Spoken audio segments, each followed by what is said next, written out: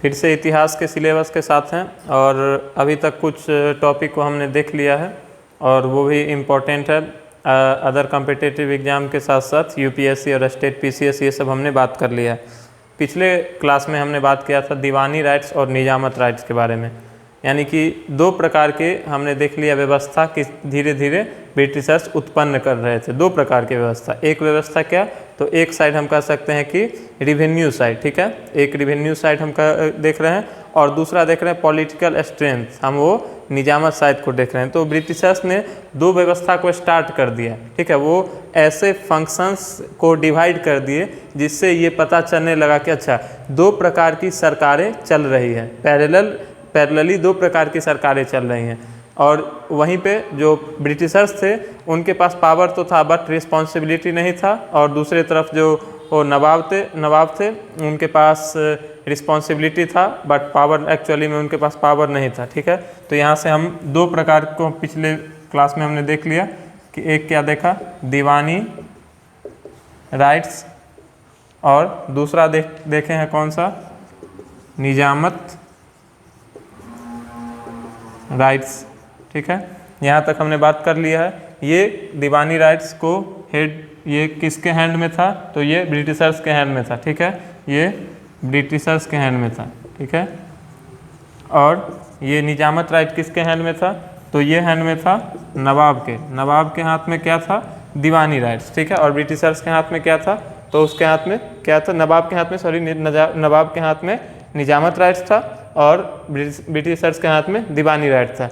इसीलिए इस व्यवस्था को क्या कहा गया, बहुत सारे हिस्टोरियन ने, बहुत सारे इतिहासकार ने, इतिहास एक ऐसा विषय हम कह सकते हैं जिसमें इतना अलग अलग मत, इतिहासकार का अलग अपना अपना व्यू है, ठीक है। जैसे कि हम उदाहरण के तौर पे क्या कह सकते हैं कि 1857 की क्रांति को हम लेके चलते हैं। बहुत सारे इसे क्या कहते हैं, तो first war of Indian independence, ठीक है, भारत की आज़ादी के लिए पहला युद्ध लड़ा गया, पहला इम्पोर्टेंट लड़ा गया, हम कह सकते हैं वो 1857 की, कुछ इतिहासकार का ये कहना है, ठीक है। कुछ इतिहासकार का क्या कहना है कि नो, ये सिर्फ और सिर्फ एक सिपाही विद्रोह था, it was just a sepoy mutiny, ठीक है।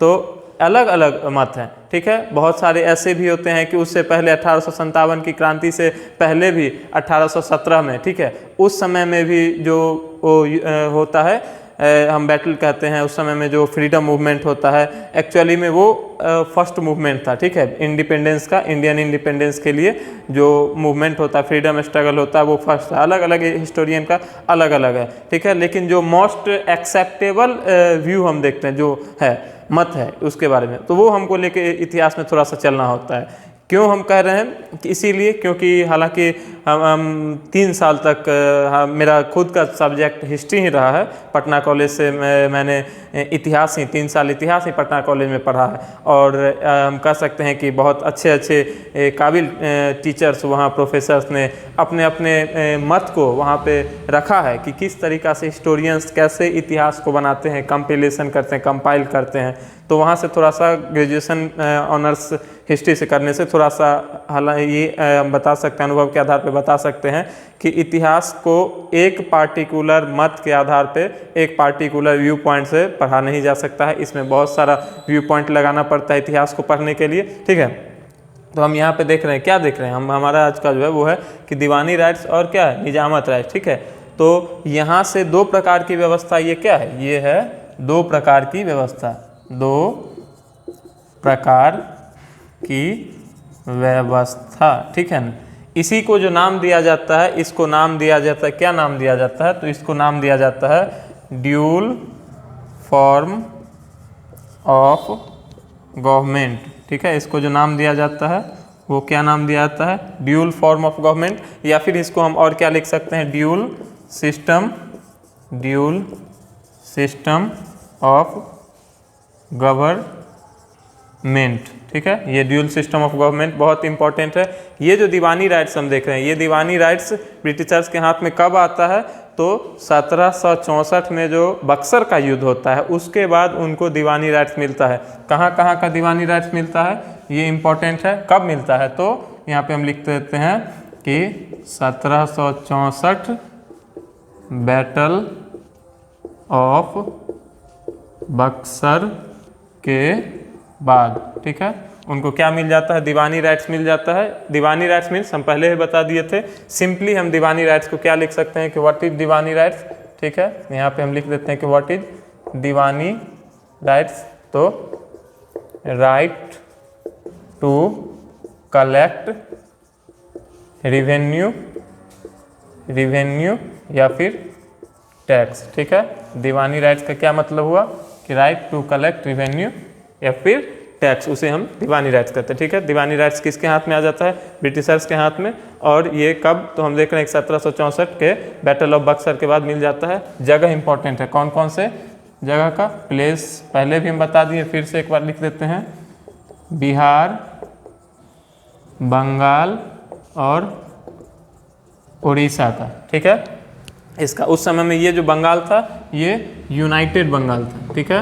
हम पिछले में बता दिया था कि यूनाइटेड बंगाल मीन्स व्हाट, जो प्रेजेंट डे है वेस्ट बंगाल, उसके बाद बिहार, उड़ीसा एंड बांग्लादेश, ये सब कंप्रोमाइज करके क्या होता था, ये सब यूनाइटेड बंगाल के अंदर आता था, ठीक है। बंगाल सूबा के अंदर आता था। उसका बताए थे कि पहले कैपिटल बंगाल का क्या था, ढाका था, फिर क्या होता है, तो उसके बाद मुर्शिदाबाद उसे ट्रांसफ़र किया जाता है, बहुत दिनों तक रहता है। उसके बाद फिर मीर कासिम, हमने पढ़ा है मीर कासिम का कब है, तो बैटल ऑफ बक्सर में मीर कासिम का इंपॉर्टेंट रोल हमने देखा है, किस तरीक़ा से वो एक एलाई बनाता है तीनों का, ठीक है। उसके बाद वो बैटल ऑफ बक्सर में हालांकि हार होती है, एक बड़ी सेना होने के बावजूद हार होती है, क्योंकि लैक ऑफ कोऑर्डिनेशन, आपसी तालमेल नहीं बैठ पाता है तीनों में, जो मुगल किंग थे, ये सब हम देख चुके हैं, ठीक है। आज उस बारे में हमने हमारा लेंदी नहीं करना है हमको प्रोसेस को, आगे थोड़ा सा देखते हैं कि प्लेस हम देख ली, यहाँ से मिल जाता है। और यही जो व्यवस्था है, इसको क्या नाम दिया गया, दो प्रकार की सरकार, ठीक है, ड्यूल सिस्टम ऑफ गवर्नमेंट।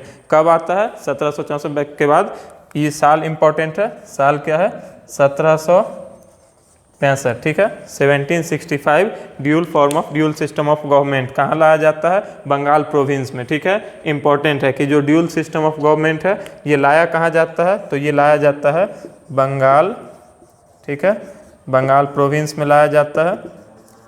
कब लाया जाता है, 1765 में, ठीक है। कब लाया जाता है, अगर पूछा जाए कि when was dual form of government introduced in Bengal province, then we will have to we will have to pick out 1765. If the question is about where was dual system of government introduced,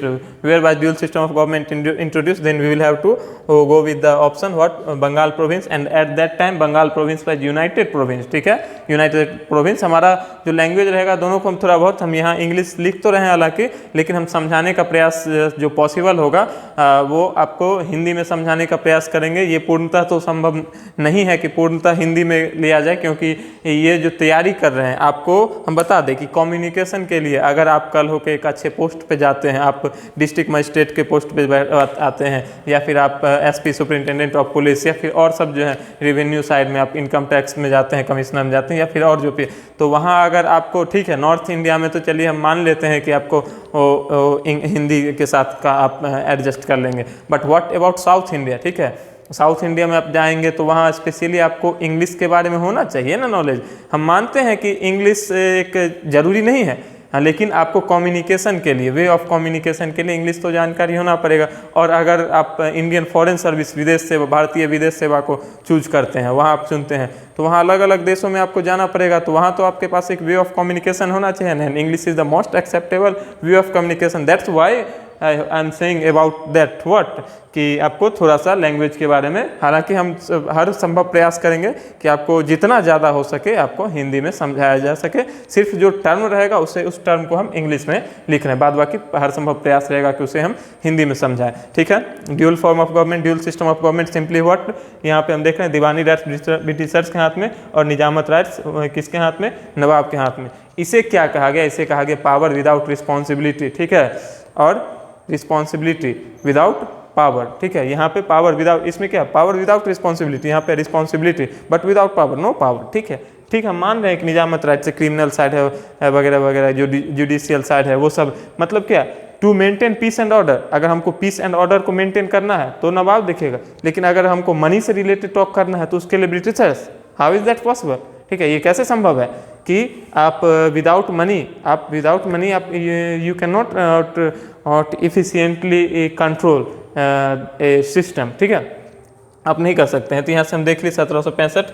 अब इसका important है, तो ये तो simple है कि उस समय था कौन, तो उस समय में जो ब्रिटिशर्स का जो बहुत उसका जो इम्पोर्टेंट ऑफिशियल था वो और कोई नहीं था, रॉबर्ट क्लाइव था। रॉबर्ट क्लाइव के बारे में देख लें, रॉबर्ट क्लाइव इम्पोर्टेंट है, बहुत इंपॉर्टेंट है, और आगे चल के वही फर्स्ट गवर्नर ऑफ बंगाल बनता है। रॉबर्ट क्लाइव 1765 में फर्स्ट गवर्नर ऑफ बंगाल। ये जो सक्सेस, इस सक्सेस को देखने के बाद जो ब्रिटिश पार्लियामेंट है वो उसे फर्स्ट गवर्नर ऑफ बंगाल बनाते हैं। कब बनाते हैं? 1765 में। किसको? रॉबर्ट क्लाइव को। ठीक है, तो यहाँ पे लिख लेते हैं बंगाल प्रोविंस में कौन है यहाँ पे, तो वो पर्सन है रॉबर्ट क्लाइव।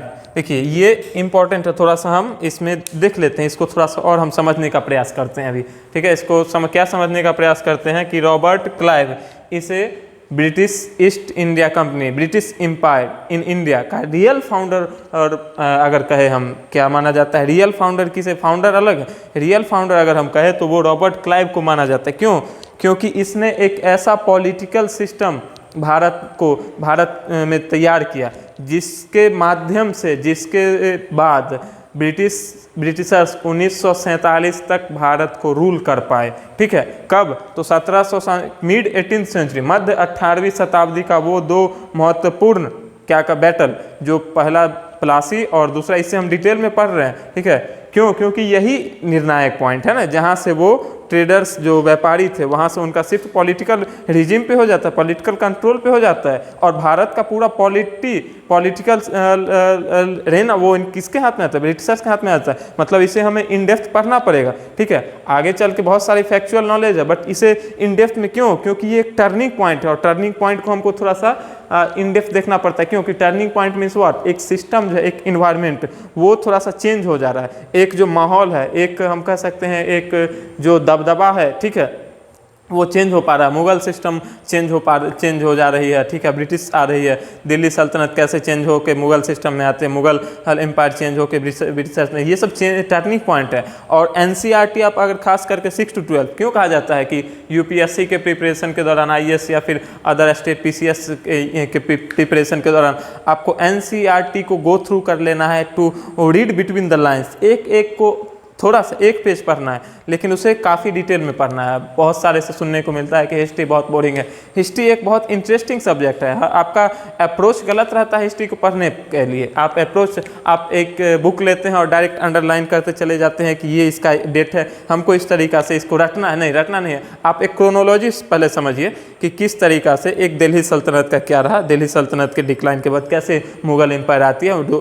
दो फॉर्म में हम मुगल एम्पायर को बांट लेते हैं। ठीक है, अर्ली मुगल्स, लेटर मुगल्स, यहाँ तक हम देखते हैं। फिर उसके बाद किस तरीक़ा से ब्रिटिशर्स आते हैं। ब्रिटिशर्स में भी एक देख लेते हैं कि पहला जो वो सबसे पहले उनका क्या मोटो रहता है, तो सबसे पहला उनका जो सोच रहता है वो ट्रेडिंग कंपनी रहते हैं। फिर उनके बाद धीरे धीरे वो पॉलिटिकल कंपनी के रूप में पॉलिटिकल सेटअप भारत में स्थापित करते हैं। तो ये हमें देखना होगा। इसीलिए हिस्ट्री बहुत इंटरेस्टिंग सब्जेक्ट है। हिस्ट्री के हर एक अपना हिस्ट्री है ना, हर एक सब्जेक्ट का अपना हिस्ट्री है। तो इसीलिए हिस्ट्री इतिहास बीते हुए समय के बारे में पढ़ने को, ठीक है, बीते हुए समय के बारे में पढ़ने को इतिहास हम कह रहे हैं। सिंपली एक लाइन में अगर कहा जाए तो कि बीते हुए समय के बारे में पढ़ रहे हैं, इतिहास पढ़ रहे हैं। ठीक है, बहुत इंटरेस्टिंग सब्जेक्ट, क्रोनोलॉजी क्रम अनुसार अगर पढ़ते हैं तो बहुत इंपॉर्टेंट, बहुत अच्छा लगेगा, बहुत मजा आता है इतिहास पढ़ने में। ठीक है, तो यहाँ से इसे रॉबर्ट क्लाइव को क्यों रियल फाउंडर कहा जाता है? क्योंकि यही वो बंदा है, यही वो पर्सन है जो वो पूरा सिस्टम है उसको टर्निंग पॉइंट वो कर देता है, और धीरे धीरे British political control over the entire Indian territory got कर लेती है। ठीक है, वो जो लोकल रूलर्स रहते हैं वो सब गए, मुगल साम्राज्य ये सब गया। आपको जानने को मिलेगा कि एक ऐसा समय था जब कहा जाता था the sun never sets in the British Empire. British Empire में सूर्य कभी डूबता नहीं है। ऐसे एक समय था जब ऐसी अवधारणाएं मानी जाती थी कि ब्रिटिश साम्राज्य में सूरज कभी नहीं डूबता है। ठीक है, तो ये उस समय का था। हालांकि नथिंग इज परमानेंट, ठीक है, everything is temporary in the world. ठीक है, संसार में एवरीथिंग, हर एक चीज़, ठीक है, वो टेम्पोररी है, नथिंग इज परमानेंट। आज अगर बारिश हो रही है तो कल मौसम बदलेगा, फिर कल अगर धूप हो रही है तो फिर परसों मौसम बदलेगा। हर एक चीज़, यही तो है सिस्टम कि टाइम का यही है कि टाइम रोटेट करता है हमेशा, एक फिक्स बिंदु पे हम नहीं कुछ कर सकते। ठीक है, यहाँ से हम देख लिए तो इसीलिए रॉबर्ट क्लाइव को क्या कहा जाता है, तो रॉबर्ट क्लाइव को real founder of British Empire कहा जाता है। रॉबर्ट क्लाइव को क्यों हम अभी इतना डिटेल में इसीलिए पढ़ाए हैं ताकि अगर क्वेश्चन पूछा जाए, एक बार पूछा जा चुका है, क्या पूछा जा चुका है, तो डलहौजी रेलवे का भारत में कौन लाता है, डलहौजी लाता है। पोस्टल ग्राफ कौन लाता है, डलहौजी लाता है। PWD सिस्टम के बारे में कौन लाता है, डलहौजी लाता है। टेलीग्राफ कौन लाता है, डलहौजी लाता है, ठीक है। तो ये सब, तो डलहौजी बहुत सारा ऐसा विकास करता है भारत में, ठीक है, जो अमूल चूल थे, एक माइलस्टोन साबित होता है, ठीक है। तो इसीलिए 2000 आई थिंक साल याद नहीं है, बट अप्रॉक्स में हम कह सकते हैं कि 2013 या 14 दोनों में से किसी एक साल में UPSC ने मेंस में पूछा है, ठीक है, पेपर 1 में, जिसमें आपका हिस्ट्री आर्ट एंड कल्चर का जो सेगमेंट होता है उसमें पूछा है कि why Dalhousie is considered as the father of modern India. इसका हिंदी में सिंपली मतलब हुआ कि आधुनिक भारत का पिता डलहौजी को क्यों माना जाता है। इसमें आपको पॉजिटिव वे में इस आंसर को लिखना पड़ेगा। क्यों? क्योंकि वो एक पॉजिटिव क्वेश्चन डाल रहा है। क्या डाल रहा है कि why Dalhousie is considered as the father of modern India. हम हालांकि बहुत सारे ऐसे, डलहौजी भी ब्रिटिशर्स था और उसका भी एक्सपेंशनिस्ट पॉलिसी, उसका भी डिवाइड एंड रूल सब पॉलिसी था, ठीक है, लेकिन इसके बावजूद वो कुछ ऐसा काम करता है जो वास्तव में एक चेंज साबित लाता है इंडियन सोसाइटी में। तो इसीलिए ये क्वेश्चन में हमको वो जो पूछा था उसमें हमको डालना था। तो हो सकता है ऐसा क्वेश्चन पूछा जाए कि why Robert Clive is considered as the real founder of British Empire, क्यों इसको माना जाता है, तो हमको देना पड़ेगा, हमको शामिल इसमें करना होगा किस तरीका से वो चेन्नई में वो एट दैट टाइम चेन्नई बाद मद्रास, उस समय मद्रास था, ठीक है, तो उस समय वहाँ रहता है। फिर जब बैटल ऑफ प्लासी होती है, सिराजुद्दौला का जो फोर्टिफिकेशन पे कंट्रोल हो जाता है फोर्ट विलियम पे, उसके बाद कैसे आया जाता है वगैरह वगैरह, ये सब देख चुके हैं। तो हमको दोनों को शामिल करना होगा, ठीक है, कि मिड 18th सेंचुरी ये जो टर्निंग पॉइंट है प्लासी बक्सर ये सब के बाद, ठीक है, किस तरीका से ड्यूल फॉर्म ऑफ गवर्नमेंट लाया जाता है बंगाल में 1765 में ड्यूल फॉर्म ऑफ गवर्नमेंट लाया जाता है। हालांकि ज़्यादा दिन तक चल नहीं पाया क्योंकि इसके जो खुद के ऑफिशियल थे वो बहुत ज़्यादा करप्ट होने लगे। वो इतने ज़्यादा करप्ट हो गए कि ईस्ट इंडिया कंपनी को ये डिफ़िकल्टी खुद में महसूस होने लगी कि हमारे ऑफिशियल एफिशिएंटली रन नहीं कर पा रहे। और हो सकता है ऐसा देखा जा सकता है कि अगर हम अच्छे से अपने ऑफिशियल को नहीं रख पाए तो फिर से लोकल रूलर्स हम पे हावी हो सकते हैं, ये सब देखने को मिलता है। तो ज़्यादा दिन तक हालांकि रह नहीं पाता है, 1765 से लेके और कब तक रहता है, तो 1765 से लेके 1772 तक ड्यूल फॉर्म ऑफ गवर्नमेंट रहता है। कहाँ रहता है, बंगाल में। कहाँ, कब से कब तक रहता है, 1765 से लेकर 1772 तक। और यही 1772 इम्पोर्टेंट है, क्यों कि इसके बाद जो बंगाल है वहाँ का first governor general of Bengal किसे बनाया जाता है, तो गवर्नर जनरल ऑफ बंगाल में लाया जाता है वॉरेन हेस्टिंग को। जो एक्ट लाया जाता है, जो पहला एक्ट लाया जाता है, पहला कानून लाया जाता है ब्रिटिश पार्लियामेंट के द्वारा, किसको कंट्रोल करने के लिए, किसको रेगुलेट करने के लिए, नियंत्रण में लाने के लिए, ब्रिटिश ईस्ट इंडिया कंपनी। क्यों? क्योंकि वो जो बहुत ज़्यादा हैवी मुनाफा कमा रही थी, ब्रिटिशर्स को बहुत कम दे रहे थे, खुद बहुत ज़्यादा मुनाफा कमा रही थी। उसके बाद उसके ऑफिशियल बहुत करप्ट हो चुके थे, वो रिस्पॉन्सिबिलिटी तो खैर ले ही नहीं रहे थे, उसके बावजूद वो भारत के जो दयनीय व्यवस्था थी उससे उनको कोई मतलब नहीं होता था, ठीक है। तो इसके लिए हम देखते हैं कि 1772 में लाया जाता है किसे, वॉरेन हेस्टिंग को। थोड़ा सा हम देख लिए यहाँ से, ठीक है। रॉबर्ट क्लाइव के बारे में हम तो देख लिए, क्या देख लिए कि ड्यूल फॉर्म ऑफ गवर्नमेंट लाया जाता है 1765 से लेकर 1772 तक। Dual form of government, dual system of government important पूछा जा सकता है, ठीक है। और एक और क्या पूछा जाएगा जो यहाँ से क्वेश्चन निकलेगा, एक तो हम देख लिए कि इसे क्या कहा जाता है, इसे कहा जाता है ड्यूल सिस्टम ऑफ गवर्नमेंट, ठीक है, एक ये देख लिए। और दूसरा क्या देखते हैं, तो ये फर्स्ट गवर्नर ऑफ बंगाल, कौन, तो रॉबर्ट क्लाइव। किसके बारे में पढ़ रहे हैं, रॉबर्ट क्लाइव के बारे में हम पढ़ रहे हैं, क्या, ठीक है। यहाँ तक हम देख लिया है dual system of government and first governor of Bengal, ठीक है, ये दोनों देख चुके हैं। अब इसके आगे थोड़ा सा हम देख लेते हैं, हालांकि आज का हमारा इससे आगे हम थोड़ा सा सिर्फ ओवरव्यू देख लेते हैं कि कल आने वाले क्लास में हम क्या इसके आगे पढ़ेंगे। इसके आगे जो हमें पढ़ना होगा वारेन हेस्टिंग के बारे में पढ़ना है, और उसके बाद हमारा जो आने वाला जो आगामी लेक्चर्स है उसमें हम बहुत इंपॉर्टेंट सोशियो रिलीजियस मूवमेंट के बारे में पढ़ेंगे। Socio religious movement in India, ठीक है, इन 18th सेंचुरी 18वीं शताब्दी में, उसके बाद 19th सेंचुरी 19वीं शताब्दी, इसमें हम पढ़ेंगे सोशियो रिलीजियस रिफॉर्म मूवमेंट, किस तरीका से धार्मिक सामाजिक सुधार आंदोलन। बहुत इंपॉर्टेंट टॉपिक है, यहाँ से क्वेश्चन भर भर के पूछा गया है यूपीएससी हो, स्टेट पीसीएससी, अदर एग्जाम्स में। ब्रह्म समाज हो गया, आर्य समाज हो गया, उसके बाद जो विडो रिफॉर्म के बारे में है, विधवा के बारे में है, उसके बाद चाइल्ड मैरिज के बारे में है, पॉलीगैमी के बारे में है, ठीक है। ये सब आगे चल के राजा राम मोहन राय के बारे में पढ़ना, ये बहुत इंपॉर्टेंट है और बहुत इंटरेस्टिंग टॉपिक है। सोशियो रिलीजियस रिफॉर्म मूवमेंट बहुत इंटरेस्टिंग टॉपिक है, हमें उसके बारे में वारेन हेस्टिंग, क्योंकि वारेन हेस्टिंग शुरुआत कर देता है जो समाज है उसमें थोड़ा सा जो कुरीतियाँ थी, ठीक है, जो एजुकेशन के प्रति जो हम कह सकते हैं कि आउटडेटेड एजुकेशन थी, वो सब में कुछ सुधार लाना चाहता है, भारतीय समाज में कुछ सुधार लाना चाहता है। तो ये सब के लिए वारेन हेस्टिंग बहुत एक हम देख सकते हैं अच्छा है। 1772 में वारेन हेस्टिंग को लाया जाता है और उसे क्या बनाया जाता है, तो उसे बंगाल का फर्स्ट गवर्नर जनरल बनाया जाता है, ठीक है। हालांकि डेजिग्नेशन जो नाम है वो बदलते रहता है।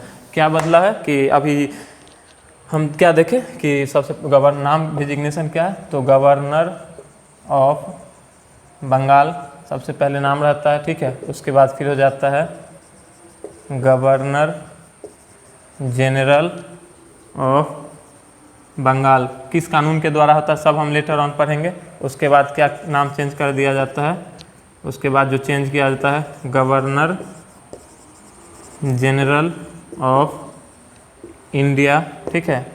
जो उसके बाद फिर होता है वाइसराय एंड गवर्नर जनरल। बहुत सारे ऐसे जगह आपको बताया जाए कि वाइसराय ऑफ इंडिया, वो जो पूरा डेजिग्नेशन है उसका नाम है viceroy and governor general of India, ठीक है। आगे हम इसके बारे में पढ़ेंगे, ठीक है। गवर्नर जनरल ऑफ बंगाल, ठीक है। इसके बाद governor general of India, viceroy and governor general of India, ये सब के बारे में हम पढ़ेंगे, ठीक है। और जो 1772 में रॉबर्ट क्लाइव के बाद जो आता है वो क्या नाम है, वारेन हेस्टिंग, ठीक है। और ये आते के साथ ही क्या करता है, तो ये ended dual system of government को इंडेड कर दिया जाता है। और इसी के साथ ही कंट्रोल करने के लिए रेगुलेटिंग एक्ट ऑफ 1773 का रेगुलेटिंग एक्ट लाया जाता है। और ये क्या रहता है, तो ये फर्स्ट है रेगुलेटिंग एक्ट ऑफ 1773 क्या है, तो वो है first act of British parliament, ठीक है। First act of British parliament to control the, पहले लिख देते हैं इसे फिर हम इसे समझाते हैं, अफेयर्स ऑफ ब्रिटिश, ठीक है, ईस्ट इंडिया कंपनी।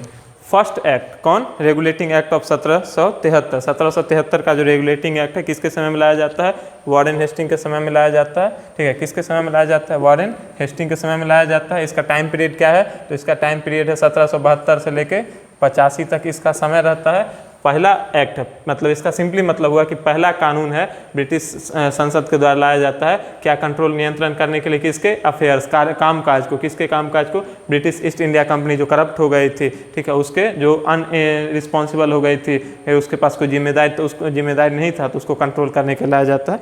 ये सब आने वाले लेक्चर्स में हम इसके आगे फिर पढ़ेंगे, ठीक है।